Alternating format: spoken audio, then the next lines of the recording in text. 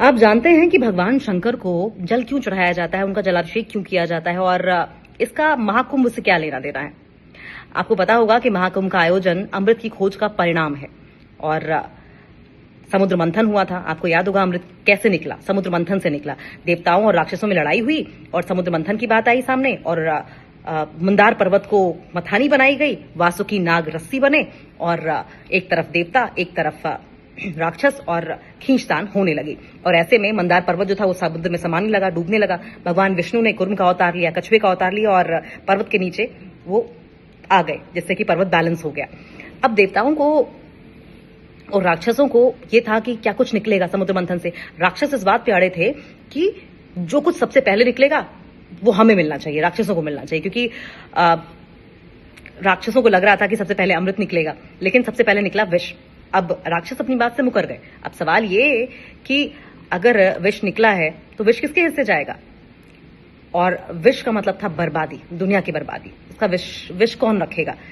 फिर उसके बाद इस हलाहल विष, इस विष का नाम था हलाहल विष, इसका प्रभाव कैसे कम होगा और कौन इस विष को रखेगा। तो देवताओं में कोई भी इसे पीने को तैयार नहीं हुआ। तब महादेव सामने आए।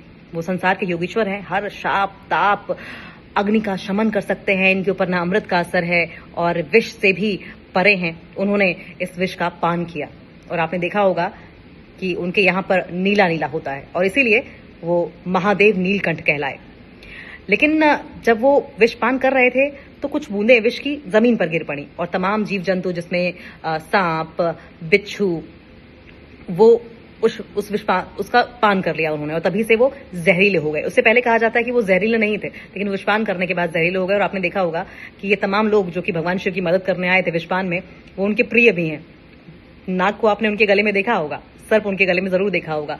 तो फिर इस विष का प्रभाव इतना ज्यादा था, इस विष के प्रभाव को कैसे कम किया जाए ये सोचा जाने लगा और विष के प्रभाव को शांत करने के लिए महादेव को शीतल करने की प्रक्रिया शुरू कर दी गई। कई बार उनका जल से अभिषेक किया गया, घड़े भर भर के उन्हें स्नान कराया गया। तभी से शिव जी के जलाभिषेक की जो परंपरा है वो पड़ी है। उन्हें शीतल औषधियां दी गई, जिसमें भांग, धतूरा आदि का लेप उन्हें लगाया गया। दूध, दही, घी सभी पदार्थ उन पर मले गए और इस तरह महादेव विष के प्रभाव को रोक सके और संसार को उन्होंने नष्ट होने से बचा लिया। अब सागर तट पर एक ही आवाज गूंज रही है, हर हर महादेव, जय जय शिव शंकर। देखिए, महाकुंभ मतलब लोगों का मिलन, विरासतों का मिलन और तमाम लोग गंगा, यमुना और विलुप्त हो चुकी सरस्वती के घाट पर मिल रहे हैं, संगम स्थल पर मिल रहे हैं।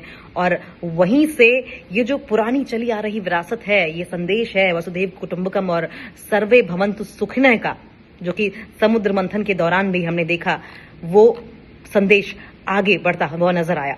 समुद्र मंथन में 14 रत्न प्राप्त हुए थे। परिजात पुष्प और रंभा जो अप्सरा थी वो भी समुद्र मंथन से ही निकली थी। कालकूट विष भी निकला था और चंद्रमा और सूर्य, हाथी, घोड़े भी समुद्र मंथन से निकले थे। और सिर्फ इतना ही नहीं, लक्ष्मी, अलक्ष्मी, रंभा, हलाहल विष, वारुणी मधुरा, अमेय यानी अमृत, शंख, गजराज, धनवंतरी, धनु, धेनु, मणि, चंद्रमा, वाज यानी घोड़ा अमृत मंथन से बाहर निकले थे, समुद्र मंथन से बाहर निकले थे। और आप समझ गए होंगे कि महाकुंभ मतलब जमावड़ा, एक तरीके से अगर हम भाषा में समझें, और कैसे देवताओं का और वहां पर राक्षसों का जमावड़ा लगा हुआ था। और ऐसे में समझिए कि ये महाकुंभ हो गया। और जलाभिषेक का किस तरीके से महाकुंभ से कनेक्शन है ये आप समझ ही गए होंगे।